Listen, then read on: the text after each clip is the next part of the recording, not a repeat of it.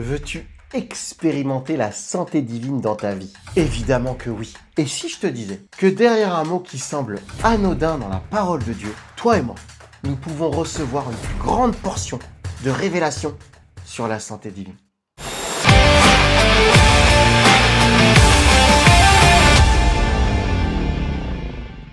Bienvenue sur la chaîne Focus dans les profondeurs. Tu es dans la série thématique des mots pour contredire des mots. Et aujourd'hui, je te propose que nous mettions le focus sur le mot mine. Mais avant toute chose, début d'année 2026. Que ton année 2026 soit bénie. Que tu sois saturé de Dieu. Que le Christ ressuscité se manifeste plus amplement dans ta vie. Et que tu aies la santé. Tu as déjà entendu autour de toi, c'est sûr, en ce début d'année 2026, des personnes te dire « la santé avant tout, la santé avant tout ». Et ils n'ont pas tort. Hein. Toi et moi, on va connaître une plus grande prise de conscience de ce qu'est la santé divine et de comment la recevoir. Et reste même jusqu'à la fin de cette vidéo, parce qu'à la fin, je te propose un temps bonus, une astuce, pour qu'au quotidien, tu puisses à l'aide d'un outil pratico-pratique expérimenter la santé divine. C'est parti, let's go. Allons recevoir notre révélation. Il me faut commencer par le commencement. C'est quoi la santé divine? Pourquoi avoir la santé divine? Pourquoi on parle de santé divine? Pour parler du commencement, allons dans le commencement. Allons dans la Genèse. Adam et Ève dans le jardin d'Éden, ils sont esprit, âme et corps. J'ai fait des vidéos sur ce sujet, je te mets les liens de ces vidéos dans le descriptif. N'hésite pas à aller les voir. Tu peux être certain que dans le jardin d'Éden, il n'y a pas de question de santé. Il n'y a pas de meilleur vœu, je te souhaite la santé divine. Ils ne se posent pas de questions sur leur état de santé. Il n'y a pas de maladie dans le jardin d'Éden. Puis il y a la chute. Ils ne tombent pas d'un arbre. C'est une chute intérieure. D'esprit, âme et corps, ils deviennent corps, âme et esprit. C'est le corps qui régule tout, le naturel. Ils deviennent mortels d'une certaine manière. Et là, une fois qu'ils quittent le jardin d'Éden, là tu peux être sûr qu'il y a la maladie, qu'il y a la douleur physique, fait partie des malédictions de Dieu auprès d'Adam, et la mort. Et c'est Christ Jésus qui va venir rétablir l'ordre, pour qu'à nouveau on devienne des esprits, âme et corps. Voilà pourquoi on peut avoir la santé divine, parce que de base, elle est présente, la santé divine. C'est un dû, c'est comme ça que Dieu nous a créés. Alors pourquoi il nous faudrait avoir la santé divine dans ce corps qui, de fait, va finir poussière? Dieu nous a donné un corps parce que nous sommes des intendants. Ce corps est un véhicule, un moyen pour interagir avec notre environnement, pour que nous puissions manifester qui nous sommes, c'est-à-dire des enfants de Dieu, à l'image et à la ressemblance de Dieu. Et pour ça, il faut interagir. Et ça, c'est la raison d'être de notre corps. Alors oui, nous demandons la santé divine, oui, nous voulons avoir la santé divine pour être qui nous sommes censés être et faire ce que nous sommes censés faire. Si jamais tu as entendu autre chose sur la santé, si jamais tu as entendu des choses comme « c'est Dieu qui apporte la maladie », parce qu'à travers la maladie, tu vas aussi pouvoir témoigner de lui. Dieu fait toutes choses belles en son temps et Dieu fait concourir toutes choses à son bien. Mais Dieu est un papa céleste. Et je ne sais pas si derrière ta caméra, toi tu es papa ou maman, ou si tu as eu un papa et ou une maman aimante, alors tu sais qu'un papa et une maman ne souhaiteront jamais la maladie à leur enfant. Même si on te dit « hey, tu sais quoi, si ton enfant est malade et qu'il souffre, ça va lui permettre d'être champion du monde. » Bah, en tant que parent, tu sais ce qu'on va dire? On va dire « moi, je veux bien qu'il soit champion du monde, mais sans souffrir. » Et sois certain que Dieu est un meilleur papa que tous les papas du monde, moi inclus. Alors Dieu veut et peut t'apporter la santé divine. La maladie, ça reste quelque chose que le mal a dit. J'ai fait une vidéo sur ce sujet, bingo, tu as le lien dans le descriptif. Une fois qu'on est d'accord sur ce sujet, la santé divine, c'est quelque chose que Dieu peut et veut pour toi. Comment on peut y accéder? Moi, je te propose aujourd'hui qu'on y accède à travers un mot, le mot mine. Et on va tellement utiliser ce mot qu'on va utiliser chacune de ces lettres, 4 lettres, M-I-N-E, pour récupérer des pépites, pour pratiquer la santé divine. Let's go. Je te propose qu'on aille dans 2 passages et qu'on les mette en lumière l'un avec l'autre. Premier passage, le prophète Daniel. Contexte, il est à Babylone, exilé, exporté, au milieu des païens, au milieu des idolâtres. Et il va faire quelque chose que tu connais, j'en suis sûr, il va jeûner, le jeûne de Daniel. Il va manger des fruits et légumes. J'y reviens, ça c'est le contexte. Deuxième contexte, la parabole des mines dans Luc. Tu la connais peut-être. C'est quoi le contexte? C'est une parabole, donc une métaphore. On parle d'un Seigneur qui correspond à Jésus, qui va aller chercher sa royauté, qui va recevoir sa gouvernance, retour auprès de Dieu. Et en attendant, il donne des mines à ses intendants, à ses serviteurs pour qu'ils les utilisent à bon escient. Là, en l'occurrence, on parle de mine. C'est l'une des premières significations, la principale signification du mot mine dans la parole de Dieu, c'est une monnaie, c'est un argent. C'est transversal à la parole de Dieu, on la retrouve un peu partout. Et en l'occurrence, dans la parabole des mines. Mais les mines, il y a une deuxième signification. Là, on le retrouve que dans un passage. C'est dans le passage de Daniel. Il dit que quand Daniel va jeûner, il va manger que des fruits et légumes, il va avoir bonne mine. Tu connais ce dicton? Ah, t'as bonne mine, toi. Hein. Ça veut dire quoi? Ça veut dire que t'as bonne santé. En tout cas, il semblerait que ton être tout entier transpire d'une bonne santé. Et c'est ce qui est dit dans le passage de Daniel. Après avoir fait son jeûne de fruits et légumes, Daniel avait de bonne mine. Il avait meilleure santé. Ça, c'est intéressant. Il avait bonne mine et il avait meilleure santé. Et si on faisait un parallèle avec le mot mine, est-ce que c'est possible? Dieu a des choses à te dire à ce sujet. Reste bien avec moi. Regardons l'attitude de Daniel. Qu'est-ce qu'il fait exactement? Il est au milieu des Babyloniens, des idolâtres. Les idolâtres, ils mangent de la nourriture à foison, les mets sont succulents, la table est remplie, ça doit donner envie. Mais cette nourriture, elle sert aussi d'offrande, de sacrifice auprès de leur divinité. Et Daniel est un serviteur de Dieu, un serviteur d'Adonai, d'El Shaddai, de l'Éternel. Et qu'est-ce que Daniel va faire? Il va pratiquer la première lettre du mot mine. Il va manifester Dieu. C'est déterminant. Pour redevenir les êtres d'esprit que nous sommes, esprit, âme et corps, et que l'esprit gouverne dans notre vie, il nous faut manifester les choses de l'esprit. La parole est truffée de versets en ce sens. Je te les mets dans le descriptif. C'est ce que Daniel va faire. Il va pratiquer les choses de l'esprit en refusant les choses du monde, les pratiques du monde. N'imite pas le monde. Il va les refuser pour lui pratiquer des choses contraires. En l'occurrence, il se trouve que là, c'est de manger des fruits et légumes. Daniel n'est pas en bonne santé uniquement parce qu'il mange des fruits et légumes. Ça peut concourir, mais c'est pas ça qui fait qu'il a bonne mine et qu'il est en bonne santé.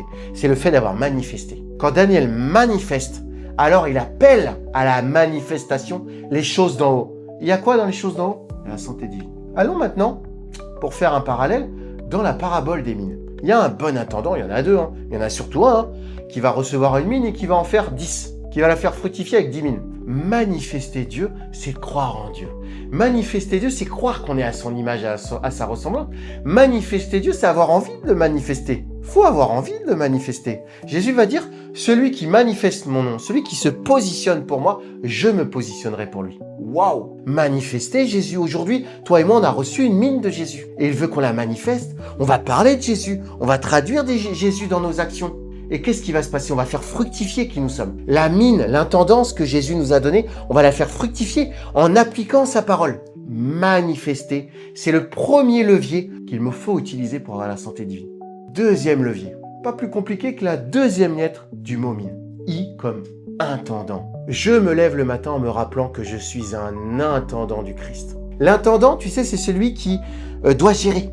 C'est celui qui gère les choses. Tu sais qu'aujourd'hui, nous sommes des intendants du royaume. Nous avons à gérer les choses du royaume. Nous devons savoir les organiser, les manifester. Nous sommes des intendants. Et c'est ce que Daniel était. Quand Daniel a été exporté à Babylone, il a demeuré du début à la fin un intendant de Dieu. Il a pratiqué qui il était, un prophète, donc il a prophétisé. Même s'il fallait le faire auprès d'un Babylonien, d'un roi idolâtre, d'un roi qui l'avait exilé de sa terre natale. Et Daniel aimait sa terre natale, plus que tout. Ce Nebuchadnezzar l'avait éloigné et le maintenait éloigné. Et pourtant, Daniel va prophétiser. Daniel va le servir. Nous sommes des serviteurs, autrement appelés des intendants. Lorsque nous sommes des intendants du royaume, qu'est-ce qu'on est en train d'appliquer? On est en train d'appliquer ce verset si connu. Cherche d'abord le royaume de Dieu et tout le reste sera donné. Tout le reste, c'est quoi? La santé divine. Troisième levier est la troisième lettre du mot mine. La lettre N comme naturel. Le naturel, c'est la malédiction que Satan nous a donnée dans le jardin d'Éden. Il nous a fait être des êtres naturels. Rappelle-toi, on était des êtres spirituels. Et il a fait en sorte que nous basculions vers des êtres naturels, des êtres charnels. Le fait de faire comme tout le monde. Tu sais que ça, c'est un fléau pour les chrétiens aujourd'hui. Aujourd'hui, dans nos 24 heures que compose chaque journée, combien de choses naturelles on fait? Combien de choses normales on fait? Combien de conceptions nous avons des choses autour de nous, des conceptions normales, naturelles. Nous les voyons comme à la lumière du normal, à la lumière du naturel, et non pas à la lumière du spirituel. Et même parfois les choses de Dieu, nous les voyons de manière normale. On considère l'amour de Dieu comme normal. Et c'est quoi l'amour de Dieu? Il aime comme moi j'aime en tant qu'être normal. C'est-à-dire j'aime faire des câlins, j'aime prendre soin, mais c'est pas ça l'amour de Dieu. Et c'est quoi les bénédictions? On considère toutes choses comme normales. On vit dans le normal en fait. Combien de chrétiens j'ai entendu me dire des fois, tu sais moi je suis quelqu'un de normal. Oui, donc ça veut dire que tu pratiques les choses du normal. Alors comment tu fais alors que tu es un être spirituel? Tu n'es pas normal, tu es un être spirituel. La normalité aurait fait que Daniel, il se serait dit, Je suis à Babylone, j'ai faim comme tout le monde, il y a plein de nourriture. Bon, la nourriture qui se sacrifie, ok, mais mon Dieu est bon, mon Dieu est grand, il n'y a pas de souci. Moi, je vais faire comme tout le monde. Je vois pas pourquoi je me priverais de continuer à côtoyer mes amis païens. Je vois pas pourquoi j'arrêterais de pratiquer ce que je pratiquais avant. Ouais, Dieu est bon de toute façon, hein. C'est pas ce que Daniel a fait. Il a quitté le lieu du normal. Il y a un autre mot qui commence par N. Il a su dire non. Il a su dire non au normal. Il faut que toi et moi, nous apprenions à dire non au normal. Quand tu es au travail, hein, tous tes collègues font comme ça. Alors toi, tu fais pareil. Tous tes collègues critiquent le chef. C'est normal. En même temps, le chef, il est pas top. Hein. Donc c'est normal. Dis non au normal. Troisième levier. Quand tu dis non au normal, tu dis oui au surnaturel. Et quand tu dis oui au surnaturel, tu reçois les choses de l'esprit. Il y a quoi dans les choses de l'esprit? La santé divine. Dernière lettre du mot mine. L'esprit. Et vivre les choses de l'esprit pour accéder à la santé divine. Parce que, je te l'accorde, la santé divine, c'est la santé spirituelle.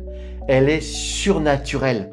C'est une santé d'en haut. Comment tu peux faire pour la recevoir et la traduire ici-bas si tu ne regardes pas aux choses d'en haut?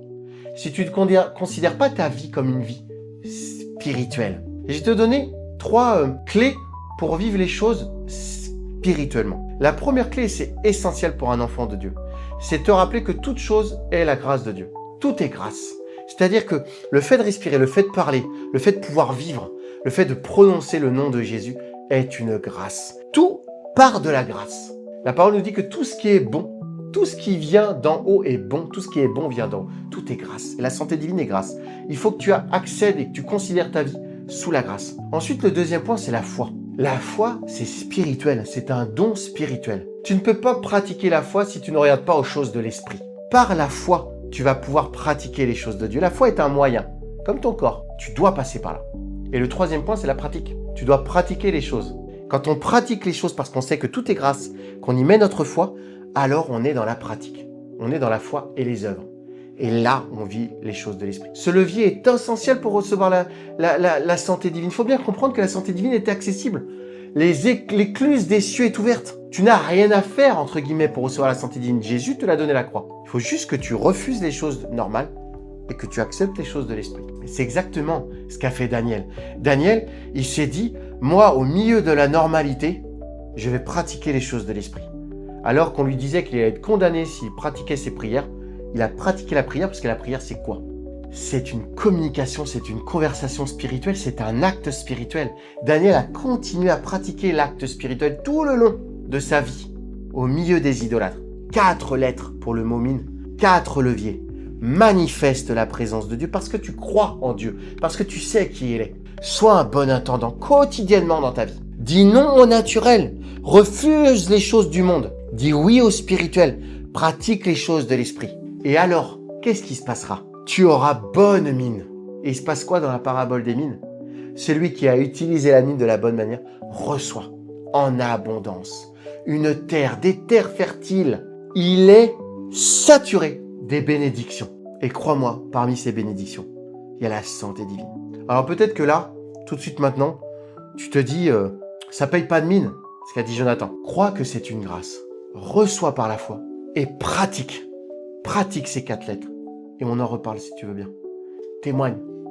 Dis-moi en commentaire si déjà maintenant tu es béni. Et n'hésite pas si tu vois la vidéo, que tu as vu la vidéo plusieurs semaines après, tu as décidé d'y croire et que tu as pratiqué et que ta mine a changé. Tu as bonne mine. Mine de rien, ça fera la différence. Reçois ce message par l'esprit. Je te bénis par une santé divine. J'ai hâte de lire tes commentaires. N'hésite pas à liker cette vidéo, on est encouragé sur la chaîne Focus qui reste une jeune chaîne.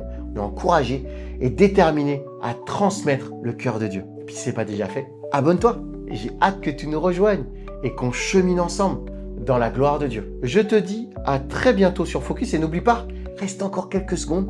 Tu as le droit à un bonus pratico-pratique qui va te donner bonne mine. À très vite sur la chaîne Focus. Tu as bien fait de rester dans ce bonus. J'ai le sourire. Le sourire parce que cet outil que je te propose, cette astuce que je te propose pour recevoir la santé divine va te bénir. Ne fais pas grise mine. Aie le sourire. Faire grise mine, tu sais, c'est être abattu, la tête baissée. Beaucoup trop de chrétiens dans leur quotidien transpirent le négativisme. Il y a des combats, il y a des douleurs, il y a des challenges. mais la joie du Christ est notre portion. La mine abattue, ça traduit un chrétien qui ne se rend pas compte de la grâce qu'il a. La joie marche avec le mot grâce. D'ailleurs, tu verras que dans la parole de Dieu, le mot racine est le même. Ne fais pas grise mine et réjouis-toi dans le Seigneur. Et alors tu verras que la santé divine va être ta portion. À très vite sur Focus.